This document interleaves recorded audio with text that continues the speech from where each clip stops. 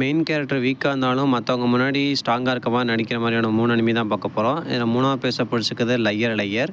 இதில் டோட்டலாக ஒரே சீசன் தான் இருக்குது. 12 எபிசோட்ஸ் இருக்குது. இதில் இங்கிலீஷ் சப்டப் இருக்குது. ஆல்சோ தமிழ் டப்புமே அவைலபிளாக தான் இருக்குது. அடுத்து செகண்ட் பிளேஸில் பிடிச்சிருக்க அனிமி வந்து let this craving stole retire.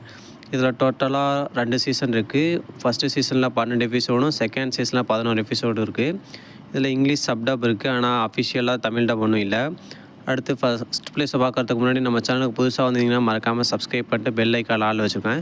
அப்புறம் அனிமி பார்க்குறவங்க ஃப்ரெண்டுக்கு மறக்காமல் ஷேர் பண்ணி விட்ருங்க.